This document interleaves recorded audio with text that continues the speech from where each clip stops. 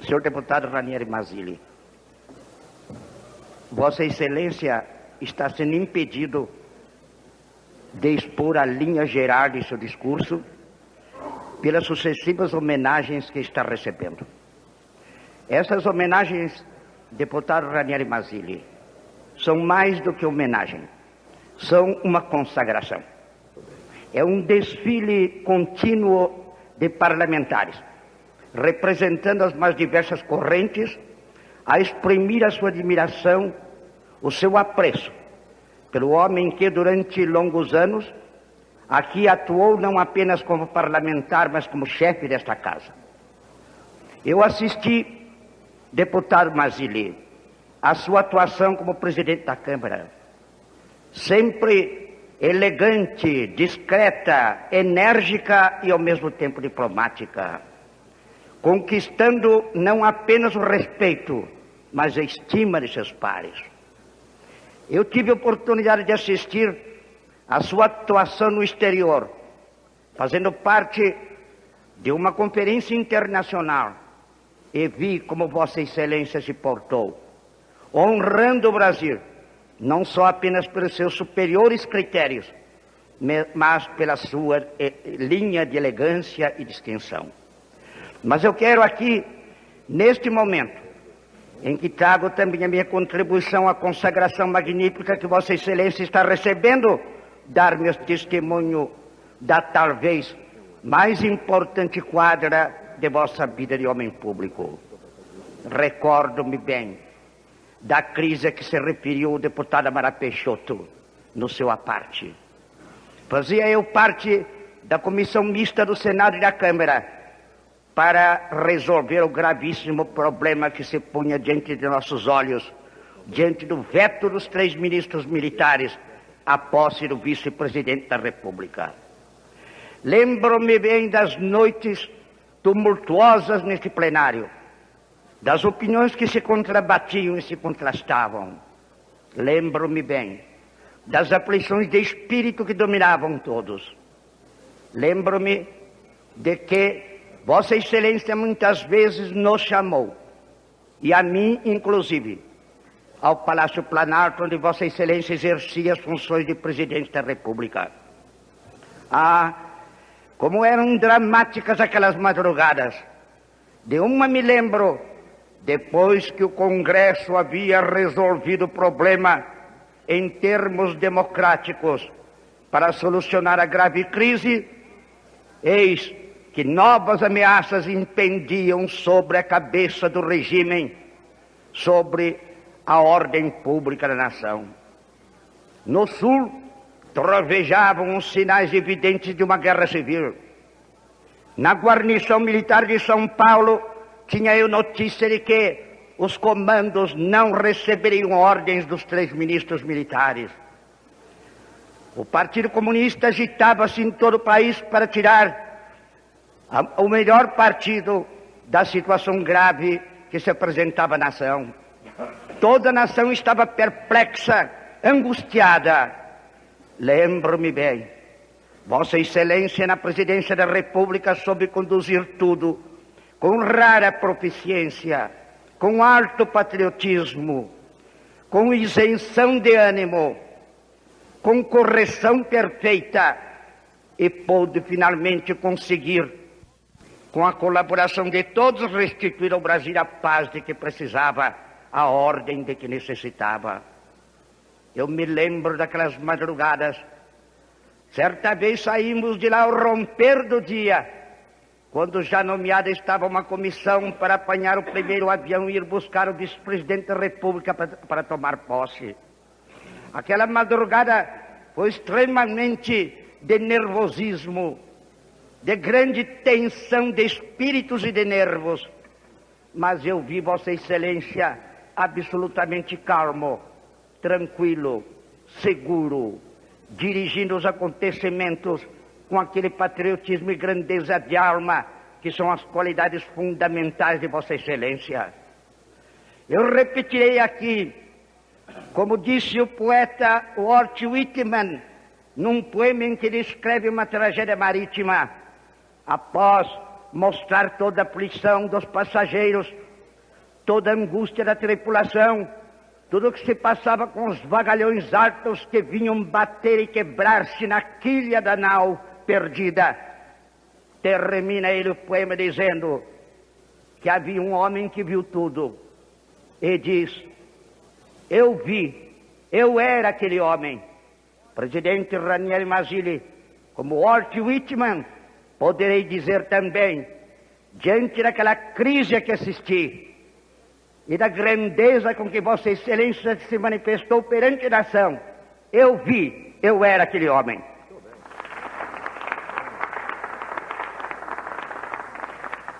Vossa Excelência, nobre deputado Plínio Salgado, é sem favor dos parlamentares de maior responsabilidade intelectual e de grande experiência nos confrontos históricos. Entre os consolos que eu havia de ter neste momento, não podia pretender contar com a palavra tão generosa do autor da vida de Jesus, dos que têm meditado sobre os escritos de Vossa Excelência, nobre deputado Plínio Salgado. Sou também dos que só acreditam, como Vossa Excelência, nas forças imperecíveis do pensamento.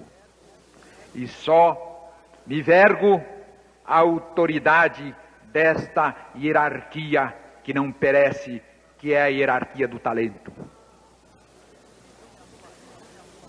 Sensibilizam-me as suas palavras, mas elas hão de ficar no texto modesto do meu discurso, entre aqueles depoimentos que aqui vêm sendo prestados como um estímulo permanente para que eu possa continuar a luta do bom combate.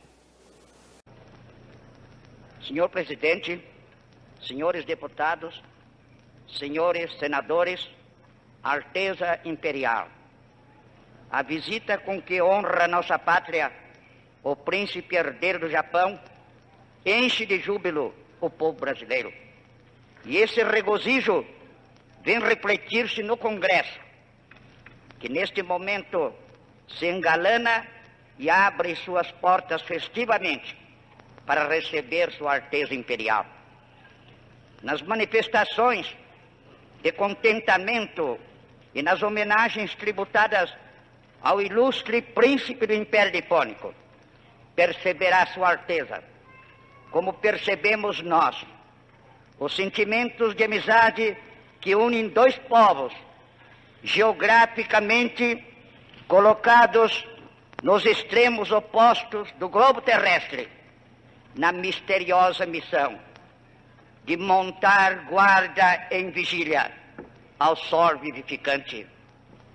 Tais sentimentos de estima se fundam em motivos históricos, depois sociológicos e econômicos, acentuados com o decorrer dos anos mais recentes, a partir dos princípios deste século.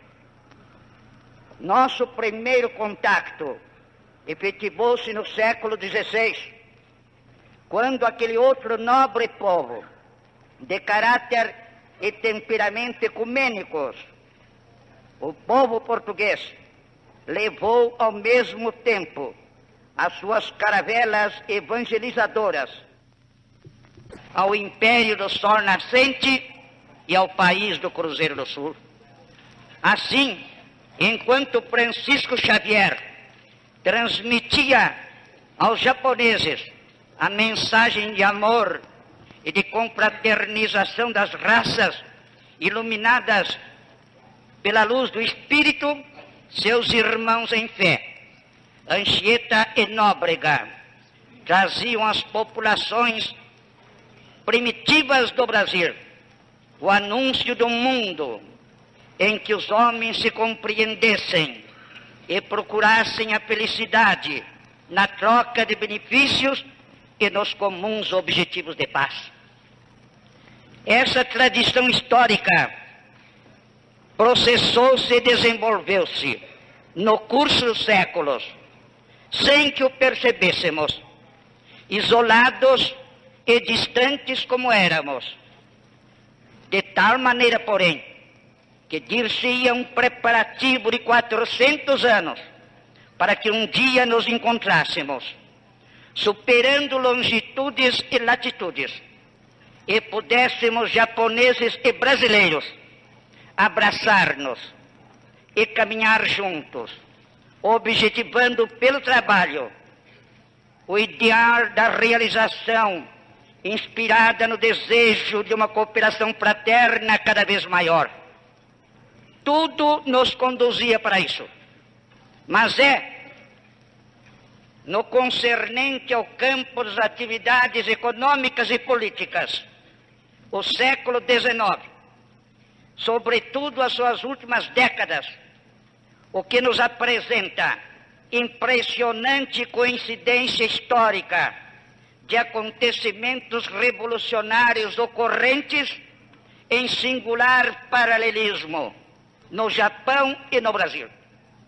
A Europa atravessava o período a que se denominou Era Vitoriana, em razão da vigência no governo da Inglaterra da Rainha Vitória. Significava tal período o pleno desenvolvimento do progresso industrial e da internacionalização do comércio, cada vez mais crescente em consequência das conquistas no terreno da ciência e da técnica.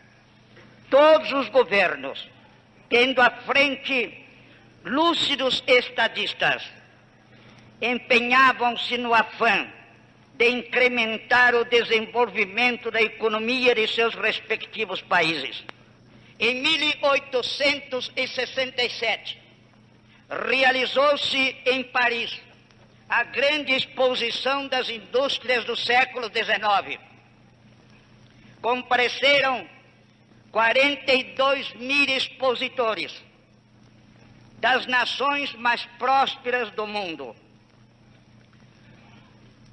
Espalhavam-se ao longo do imenso parque 32 locomotivas, 90 máquinas fixas a vapor, dezenas de motores, a multifária exibição Creusot sobre mecânica geral, o balão de Nader, os ascensores de Flammarion e de Godard, o motor a explosão de Louvrier, prenunciador da aviação moderna. Sobressaíam naquela exposição, síntese do século, as máquinas a vapor, a experiência de Newcomen no esgotamento das águas estagnadas das olheiras fora desenvolvida por Papen e Watt, resolvendo-se o problema da tração e da utilização do vapor nas indústrias. A quase unanimidade das usinas metalúrgicas dos povos mais adiantados ali se fazia representar. Eram as máquinas de Penn e de Schneider, as da companhia Forge Chantier e outras destinadas aos grandes transatlânticos e navios de guerra, fazendo pensar na prodigiosa evolução técnica vencida desde o invento de Fulton em 1804. O progresso tinha sido enorme. A testá-lo estavam ali o telégrafo de Morse, aperfeiçoado pelo transmissor automático de Siemens e melhorado com impressão de caracteres pelo sistema de Gini. O tonômetro de Scheibler, medindo as vibrações do som. assinalando as previsões do tempo, o meteorógrafo de Secchi, o espectroscópio de Bunsen e Kirchhoff, descortinando a identidade da composição química do universo sensível, os faróis de Fresnel, aperfeiçoados por Stevenson, garantindo a segurança dos nautas, os tubos de Geissler, prenunciando com suas cores de magia o sortilégio dos elétrons, a balança metalométrica de Rosslin, o freio elétrico de Achard, o pirômetro de Musseron, o calorímetro de Golas, o pantelégrafo de Caselli, transmissor de facsímiles, os cabos submarinos de Secretan, os fogões de Bailly, o contador de gás de Glover, o pandinamômetro de Inn. Essa exposição de 1867 deveria ter tido, mesmo indiretamente, influência decidida na revolução econômica e política operada no ano seguinte, 1868, no Império Nipônico. Certamente, as elites intelectuais japonesas já vinham acompanhando o rápido progresso da Europa desde os anos anteriores. Criava-se uma consciência nova no Japão, a da necessidade de atualização e até de competição com o Ocidente, sem o que o seu destino seria o de um país colonial. Para isso urgia, antes de tudo, uma transformação política, de sorte que a nova estrutura governamental facilitasse, como ocorria na Europa, o surto das atividades econômicas e industriais. Coube ao imperador Mutsuhito a missão de transformar o seu país. Deu ele início à era Meiji, que restaurou o poder imperial, até então ofuscado pelo shogunato, o que constituiu consciente desvinculação da velha estrutura feudal. Essa ruptura levou à centralização do poder político e do poder econômico e à rápida industrialização do país, patrocinada pelo Estado e posteriormente cedida à iniciativa privada. A indústria era realmente a única solução do problema de um país de exíguo território, comportando nos dias de hoje uma população de cerca de 100 milhões de habitantes. Não teria sido possível ao Japão sustentar-se sobre a base exclusiva da agricultura e da pesca. No entanto, a sua densidade demográfica oferecia um fator favorável ao estabelecimento das indústrias de base, a mão de obra barata e de nível produtivo elevado, sem quebrar o indispensável liame entre as atividades agrícolas e as industriais.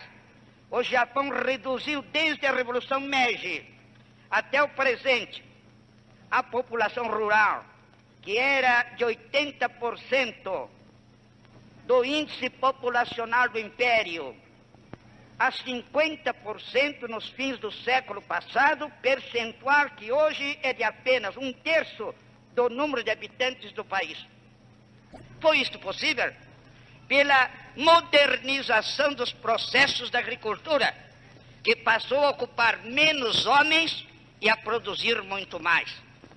Falamos do paralelismo histórico entre o Japão e o Brasil, na fase da Revolução Industrial da Europa, em que o Império se integrou. Verificamos apenas que, havendo por parte de nosso país um maior contato com os europeus, precedemos o Japão no surto do desenvolvimento industrial, que teve seu início 20 anos antes, principalmente pela ação do Visconde de Mauá, que empreendeu a navegação do Rio Amazonas, fez correr sobre os trilhos nossas primeiras locomotivas em 1854. Iluminou a gás o Rio de Janeiro, melhorou as condições de nossos portos e deu os primeiros passos para a construção de nossos estaleiros.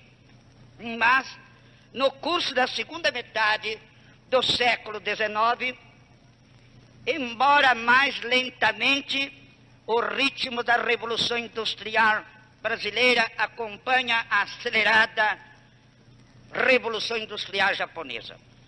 Nossas dificuldades eram de natureza oposta. Para o Japão, o que constituía obstáculo estava na exiguidade de seu território de apenas 369 mil quilômetros quadrados. Para o Brasil, era a vastidão da sua superfície de 8 milhões e meio de quilômetros quadrados. Se, sob o aspecto orográfico, a agricultura nipônica encontrava embaraços à mecanização do trabalho rural, pelo excesso de montanhas ásperas, entre as quais figuram cerca de 200 vulcões ativos e extintos, para nós, as dificuldades eram outras: o desbravamento das florestas, a insuficiência dos meios de transporte, pela inexistência de estradas e navegação fluvial, as enfermidades tropicais, exigindo exaustivo esforço no sentido do saneamento de vastas áreas. Mas o espírito dominante nas elites japonesas era o mesmo em nosso país. A organização da agricultura, como alicerce do nosso desenvolvimento industrial, dependia da introdução de correntes imigratórias, como já nos haviam ensinado o rei Dom João VI e seu filho o imperador Dom Pedro I, quando introduziram no Brasil as primeiras levas de chineses, de alemães e de suíços. Para isso, tínhamos de facilitar o ingresso dos alienígenas nos sertões, onde multiplicávamos nossas fazendas de café. Dá-se, então, no período de menos de 20 anos, verdadeira revolução ferroviária, iniciada por Saraiva, presidente da província de São Paulo, em discurso pronunciado em 1855, e realizada pela energia dos paulistas, que lançaram os trilhos das estradas de ferro Sorocabana, Ituana, Mogiana, Paulista e São Paulo-Rio, alcançando o âmago das terras a serem cultivadas e abrindo as portas das servas a todos os povos do mundo. Essa coincidência das realidades nacionais, essa aspiração ao progresso, são as mesmas no Japão e no Brasil. Naquele ano de 1868, em que o imperador do Japão, Mutsuhito, dava nova estrutura à vida social e política de seu país, aqui no Brasil se evidenciava o envelhecimento e a inadequação dos velhos partidos do Império, evidenciadas principalmente na queda do gabinete Zacarias e sua substituição pelo Visconde de Itaboraí. Os partidos já não tinham substância, nem doutrinária, nem programática. 3 anos depois, o Manifesto Republicano, encabeçado por Saldanha e Marinho, traçava os rumos da Revolução Política Brasileira. A abolição do trabalho escravo, a instituição de um regime federativo consoante os interesses do progresso de vastíssimo país, eram as notas predominantes dos objetivos de uma elite esclarecida. Caminhamos o Japão e o Brasil para as mesmas finalidades, usando de métodos inteiramente diferentes e contrastantes, como convinha às realidades de cada uma das duas nações. O Japão, com área territorial reduzida e agravada por uma estrutura feudal que enfraquecia o poder imperial, precisava da centralização indispensável ao planejamento de realizações necessárias ao progresso do país. O Brasil, com área territorial imensa, precisava, ao contrário, de uma relativa, mas eficaz descentralização que só poderia vir do sistema federativo. A União deveria impor os princípios gerais, preservadores da unidade nacional e da uniformidade do direito, assim como lhe competiriam os serviços de administração comuns aos interesses de cada uma e de todas as províncias, que se pleiteava fossem considerados Estados membros autônomos da comunidade política da nação. Aparentemente conflitantes, as transformações japonesa e brasileira refletiam o mesmo espírito de atualização dos dois povos aos imperativos de uma civilização que surgia sob a égide do ferro, do aço, dos combustíveis, das indústrias de base, da tecnologia que iria aprimorar-se no século em que vivemos. Tais coincidências de propósitos entre o Japão e o Brasil aceleravam a preparação do nosso encontro para uma cooperação no sentido de atender aos interesses das duas pátrias. O encontro é facilitado pelo contraste das nossas condições geográficas e demográficas. O Japão, país de alta expansão populacional e de território pequeno, tem na imigração uma válvula natural para a solução de um dos seus maiores problemas. O Brasil, embora a linha demográfica seja ascendente pelo crescimento vegetativo, dispõe de zonas extensas, inteiramente inexploradas, e a reclamar a contribuição humana de todos os povos. Mesmo nas regiões que atingiram alta expressão industrial, como o estado de São Paulo, é-nos preciosa a contribuição japonesa como alicerce de sustentação das populações urbanas entregues a atividades industriais. O imigrante japonês, tradicionalmente orientado para a agricultura, evidencia-se como elemento de alto valor para o nosso desenvolvimento agrícola. Paciente, resistente, tenaz, trabalhador. O japonês tem renovado a nossa agricultura de gêneros alimentícios. Suas cooperativas atestam o caráter gregário de seu temperamento e a sua mentalidade voltada para as organizações eficientes. O exemplo trazido aos rurícolas nacionais pelo sucesso dos empreendimentos dos imigrantes japoneses vem sendo fator decisivo de estímulo aos lavradores brasileiros. Por outro lado, o temor de muitos em relação à possibilidade de óbices impeditivos de perfeito entrosamento entre brasileiros e japoneses, em razão das diferenças de raça, língua, religião e costume, já deixou de existir. Herdeiros da tradição portuguesa de confraternização dos povos, nosso espírito e nosso sentimento se abrem para o acolhimento de todas as raças, irmanando-as num processo de integração que tem sido o segredo da fusão de todos os sangues numa expressão universal. Essa atitude de espírito encontra nos imigrantes nipônicos uma disposição de ânimo que se harmoniza com ela.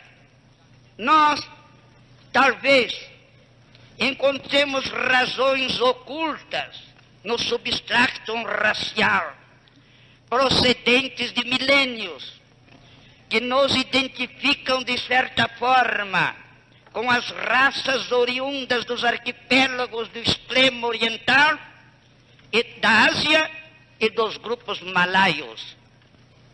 Falam nesse sentido os caracteres antropológicos e étnicos de nossas populações autóctones, cujo sangue está presente mesmo nos tipos brasileiros de expressão europeia, através dos cruzamentos de 4 séculos, que constituíram um verdadeiro matrimônio cósmico ao sol do Novo Mundo.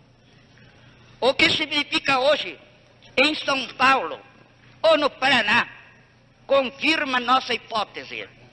O espírito lusitano de universalidade e o sangue aborígene fluindo de remotas eras fazem do brasileiro homem cordial, acessível a todas as relações humanas. O imigrante japonês compreendeu a nossa psicologia. As famílias originárias do Japão e seus descendentes harmonizam-se com nossos patrícios, firmam com eles amizades sólidas, agrupam-se com eles em cooperativas, em nobre esforço pelo engrandecimento econômico de nossas comunidades. Os casamentos que consolidam a união dos povos pelo sangue já produziram o saudável tipo Nisei, participante da vida política e administrativa da nação, e do qual temos expressões ilustres neste Congresso.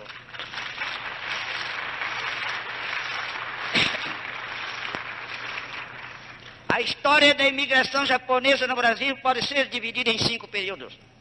O primeiro é assinalado pela assinatura do Tratado de Amizade entre o Brasil e o Japão, o qual estabeleceu relações regulares, abrindo as possibilidades imigratórias, isto em 1895. A empresa nipônica Kishisa Iminkasha enviou representante a São Paulo. Infelizmente, a crise econômica que sobreveio em consequência da queda do preço do café impediu que se realizasse esta primeira imigração. Foi somente em 1908 que se efetivou o começo da imigração, subsidiada pelo governo paulista, com a finalidade de abastecer o mercado deficitário de braços na sua lavoura cafeeira. O ministro plenipotenciário do Japão, senhor Shigimura, em relatório enviado ao seu governo, exprimira-se 3 anos antes da seguinte maneira: proibida a entrada na Austrália, discriminados nos Estados Unidos, perseguidos no Canadá e agora limitados também nas ilhas do Pacífico, os nossos colonos trabalhadores encontrarão no estado de São Paulo uma rara felicidade e um verdadeiro paraíso. O governo paulista não só deu aos trabalhadores nipônicos todas as garantias e proteção concedidas aos colonos europeus, mas ainda estipulou subvenção aos imigrantes solteiros, o que não era otorgado a nenhum outro povo do mundo. Nestas condições vieram para São Paulo 781 imigrantes contratados e mais 12 livres com passagem paga. De 1917 a 1920, entraram mais 3.419 famílias, totalizando 13.597 pessoas. Foi fundada no Japão a Kaigai Kogyo Kasha, primeiro passo do governo nipônico no sentido de imprimir cunho estatal à política imigratória para o Brasil. Mas era agora a imigração não mais subvencionada pelo governo de São Paulo, mas pelo governo do próprio Japão. O terceiro período da imigração japonesa vai de 1926 a 41, tendo entrado em nosso território nesses 15 anos 148.975 trabalhadores nipônicos. A partir desse período, o Brasil não é apenas considerado quanto às possibilidades de absorção dos excessos populacionais do Japão, mas também como um mercado de investimentos. Introduziram-se em nosso país imigrantes proprietários de colonização agrícola, amparados pela política e capitais oficiais do Japão. O capital japonês foi também canalizado para setores comerciais e industriais. O quarto período foi de interrupção. Era o período da Grande Guerra, mas reiniciou-se a imigração em 1953. Foram para o estado do Amazonas 7.041 japoneses, sendo muitos técnicos de juta e técnicos em outros ramos da agricultura. Em 14 de novembro de 1960 foi firmado o Acordo de Imigração e Colonização entre o Brasil e o Japão. A troca dos instrumentos de ratificação efetuou-se em Tóquio, a 29 de outubro de 1963. Após a data da ratificação do acordo, até fim do ano passado, entraram mais no Brasil 5.169 imigrantes japoneses. Seria longo e inoportuno, em se tratando de discurso de saudação e de homenagem à Sua Alteza Imperial, o Príncipe Herdeiro Akihito, entrarmos em considerações sobre temas que, embora da maior relevância, dizendo respeito às relações entre nossos dois povos, desvirtuariam a significação de um ato que deve ter seus limites marcados dentro do seu estilo protocolar próprio, como expressão dos sentimentos de estima dos brasileiros pelo povo japonês. Poderíamos, por exemplo, falar de vários problemas relativos ao Japão e ao Brasil, do nosso intercâmbio comercial, da sua realidade atual, das possibilidades do seu desenvolvimento. Poderíamos fazer considerações sobre as estruturas econômicas da nação japonesa, referindo-nos às suas principais indústrias, à sua política de exportação, à sua técnica de intercâmbio, à sua orientação e situação financeiras. Mas isto seria desvirtuar uma oração que deve ser, antes de tudo, sentimento. Desvirtuar, dando-lhe o cunho de um relatório ou de um ensaio, cuja aridez esfriaria o calor de entusiasmo com que recebemos Sua Alteza Imperial em nosso Parlamento. Referir-me-ei apenas à contribuição japonesa ao nosso progresso industrial, mediante substancial apoio financeiro. Destacarei, em primeiro lugar, a Uzi Minas, o maior empreendimento japonês fora do Japão e uma das maiores inversões estrangeiras no Brasil. Até o momento, cerca de 100 milhões de dólares, num total de 270 milhões, foram investidos pelos japoneses para a primeira etapa da instalação da usina. Seguem-se a Eiji Kaujina e a Toyota, que representam investimentos de grande importância para a economia brasileira. No plano da cooperação técnica, o Brasil tem sido beneficiado através da Overseas Technical Cooperation, que elaborou um plano para a América Latina, o qual consiste, no que nos diz respeito à vinda de técnicos para estágio em nosso país e a concessão de bolsas de estudo no Japão, muitas já concedidas nos setores da indústria de aço, eletricidade, telecomunicações, energia hidroelétrica e agricultura. Essa cooperação pretende o governo brasileiro seja aumentada, disciplinada num acordo básico, cujo texto foi enviado pelo Itamaraty à embaixada japonesa em nosso país.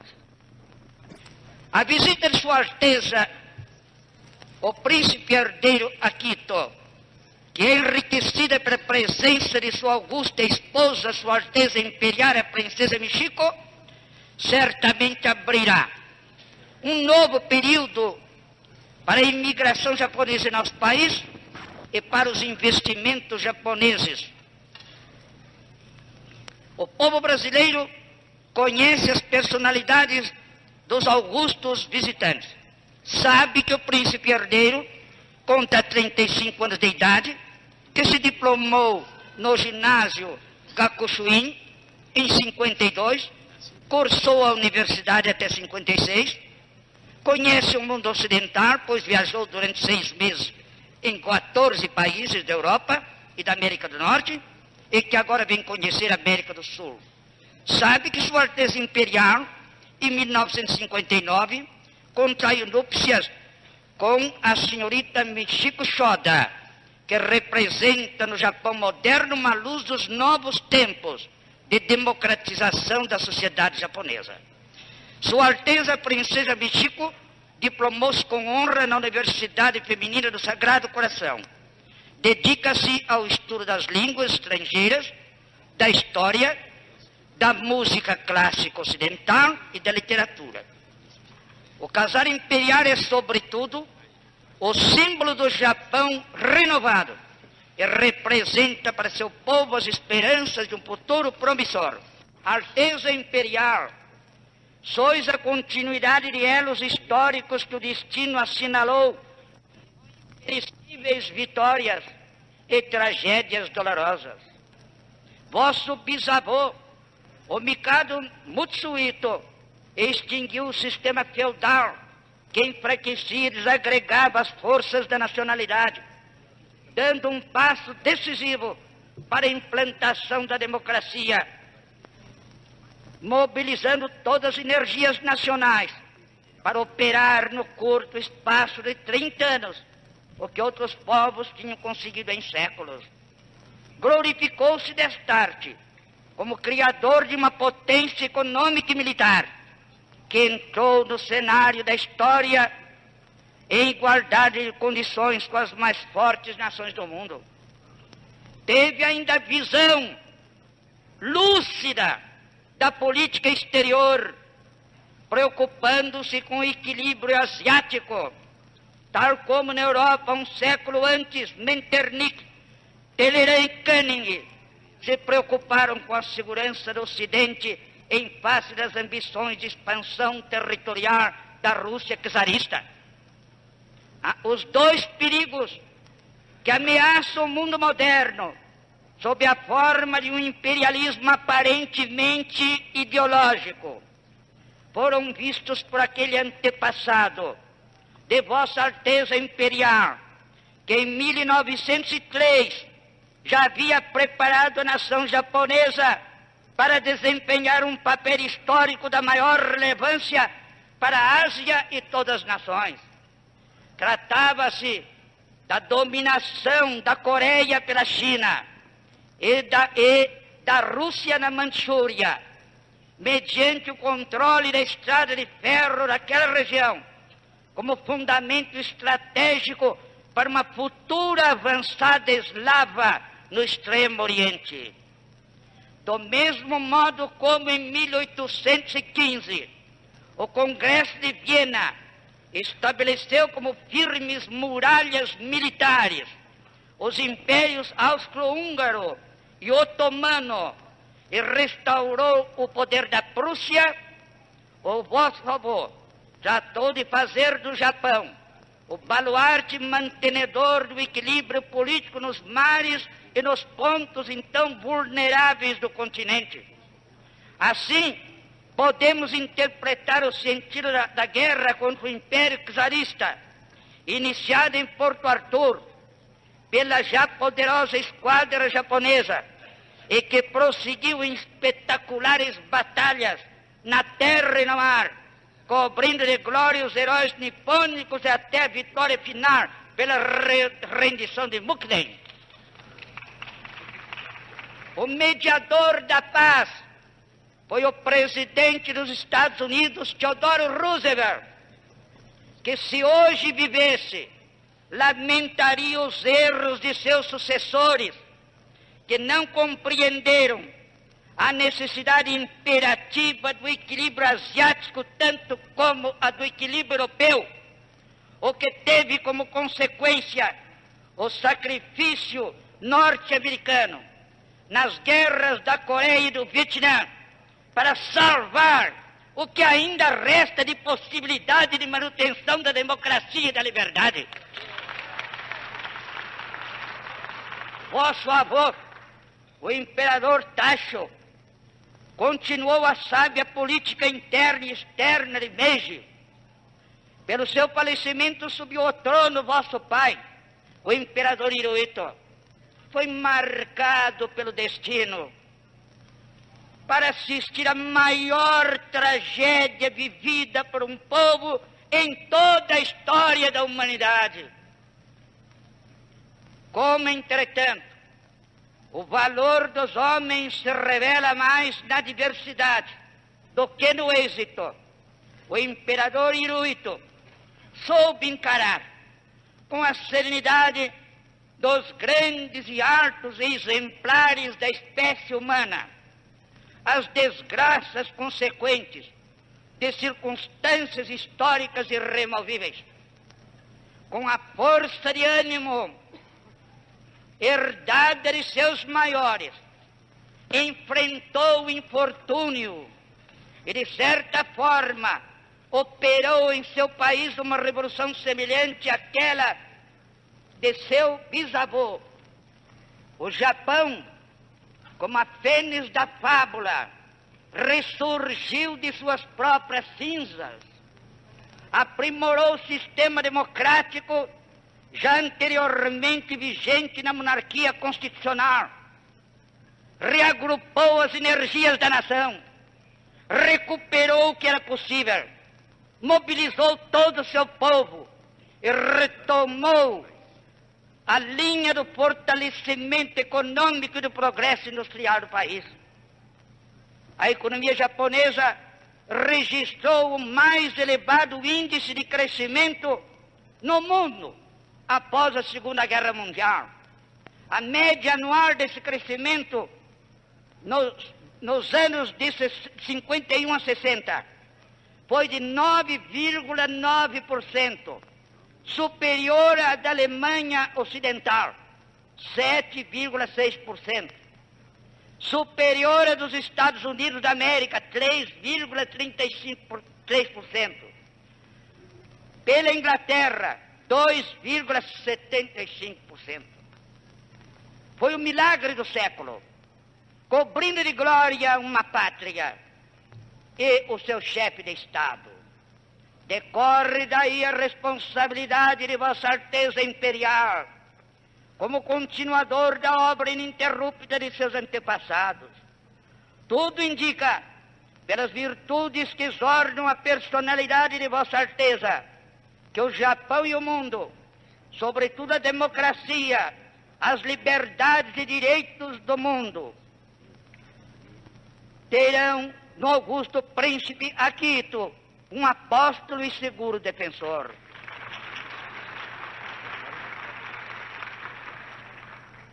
Temos falado do potencial econômico e do progresso técnico do povo japonês, mas é preciso não nos esquecermos da sua potencialidade espiritual. O materialismo é quase inexistente naquele país.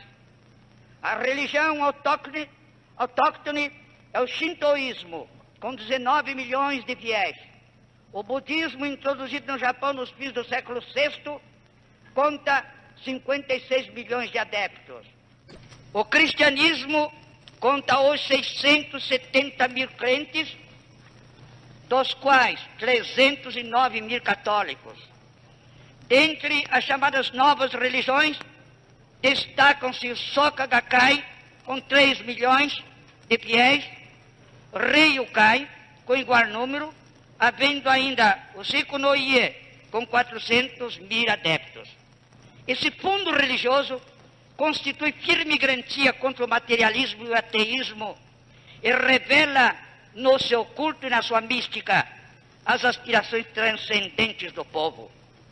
As manifestações do espírito japonês revelam-se ainda nas artes e no convívio social, desde o período que poderemos denominar época budista, séculos VI, VII e VIII, ao chamado de Heian e Fujiwara, séculos IX a XIII, e prosseguindo na fase de Kamakura, século XIII a XIV.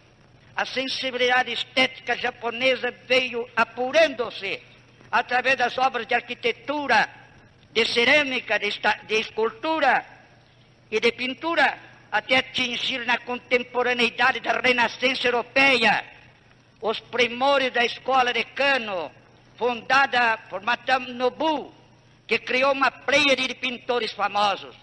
E, finalmente, entre os séculos XVII e XVIII, as telas geniais de Corin e as delicadas e tocadas e suave espiritualidade de Masanobu, Harunobu e Utamaro. No começo do século XIX, projeta-se a figura de Hiroshige, pintor e gravador, que revela a nova arte das estampas a cores e aperfeiçoa a xilogravura. No século presente, para só citar uma expressão que resume o sentido da renovação artística japonesa, basta lembrar Fujita, o pintor que o nosso grande Portinari tanto admirava e do qual não cessava de me falar quando juntos andávamos pela Europa. Acompanhando a linha do desenvolvimento das artes visuais, a literatura japonesa tem suas raízes no chamado período de Nara, nos séculos VIII e IX, sobressaindo os nomes de Manishu, Kojiki e Nihonji, e prossegue até a famosa coletânea Manishikin, em 20 volumes, algo semelhante no idioma português ao Cancioneiro de Garcia de Rezende.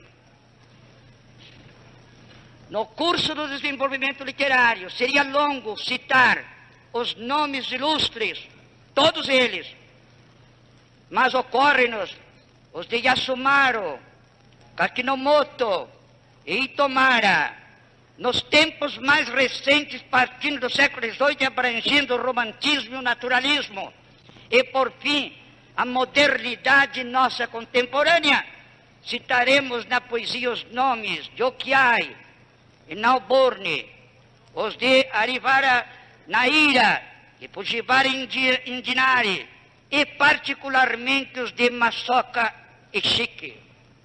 O que de mais original se oferece na poesia japonesa são os gêneros Tanka e Haikai, sobretudo este, representando algo como os nossos madrigais, porém resumido em poucas palavras em cujo contexto se manifestam em sínteses perfeitas a graça e o sentimento. Falando dos prosadores nipônicos, não cabendo num discurso apreciação pormenorizada, poremos em evidência nos dias correntes os romancistas Koyo, Yokomitao e, sobretudo, Richie, celebrizado com seu romance Mausoléu, e o contista Atukagawa. Mas é preciso não nos esquecermos do teatro, campo de criação artística em que o Japão se notabilizou entre todas as nações, desde o clássico No ao teatro de Buraku e no Kabuki, a arte da composição, da representação e da apresentação cênica. As peças japonesas se distinguem pela emotividade do entrecho, interpretação e pela suntuosidade dos cenários e indumentária. Durante muito tempo a música japonesa seguiu o ritmo asiático, homófono e de compasso binário, mas hoje, por certo, sob a influência do Ocidente, evoluiu para o pluralismo das vozes e instrumentos expressivos nos corais e nas orquestras sinfônicas. Concomitantemente desenvolveram-se as danças, das quais as mais famosas são a Azuma, a Niyako e a Naniva. Jamais esquecerei como expressão da confraternização entre brasileiros e japoneses a grandiosa exibição folclórica anual realizada em Manaus. Ali, entre a exibição das danças brasileiras de origem portuguesa, Tupi-Tapuia e africana, apresentaram-se os grupos japoneses, o que me causou grande emoção, pelo que aquilo significava como integração do elemento nipônico em nossa vida nacional. A delicadeza da alma japonesa se exprime ainda nas artes da laka, da jardinagem paisagística e nos arranjos florais. Na quadra das cerejeiras em flor, essas artes menores, o colorido das vestes, a graça das mulheres, resplandecem ao compasso dos cânticos populares, dando no Japão a ideia de um paraíso, onde tudo se combina para exprimir a alegria de viver e a espiritualidade de um povo. Dispondo de todos esses elementos estéticos, reunidos ao sentimento religioso e correndo paralelamente ao progresso científico e técnico, e animada por uma política de trabalho e de paz, a nação japonesa está fadada a ser um baluarte da civilização no Extremo Oriente, com reflexos salutares em todo o mundo. Os povos hoje, aproximados pelo rádio, pela televisão, pelo cinema e pelo avião, tendem a uniformizar seus tipos sociais, seus regimes políticos, os intercâmbios progressivamente cada vez maiores. Evidente que, sobre a base desse denominador comum, cumpre conservar e preservar o que há de próprio na personalidade nacional, pois um povo que faz tábula rasa de suas características, de suas peculiaridades, de sua tradição, destrói as energias anímicas defensoras do seu organismo e prepara-se através de um mal entendido internacionalismo e cosmopolitismo dissolvente para se escravizar as nações que souberam conservar a sua tradicionalidade. Para nós brasileiros, Alteza Imperial, o Japão é de fato o império do sol nascente, pois confiamos que dali surja para a Ásia e demais continentes o astro do dia, anunciado já pela estrela matutina do ideal puro. Alteza Imperial, representais, portanto, aqui neste momento o império do sol nascente.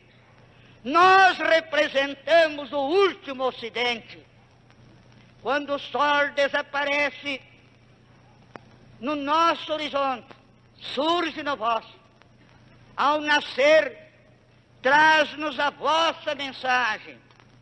Ao mergulhar em nossos sertões do oeste, leva a nossa ao povo japonês.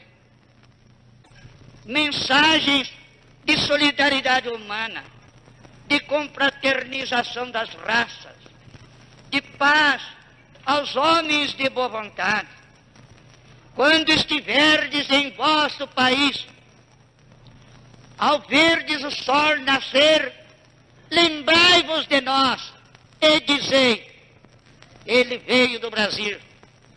Nós aqui, ao vê-lo surgir, ao clarão incendiado de nossas madrugadas tropicais, diremos, ele veio do Japão. Alteza Imperial, o último ocidente, saúda o sol nascente.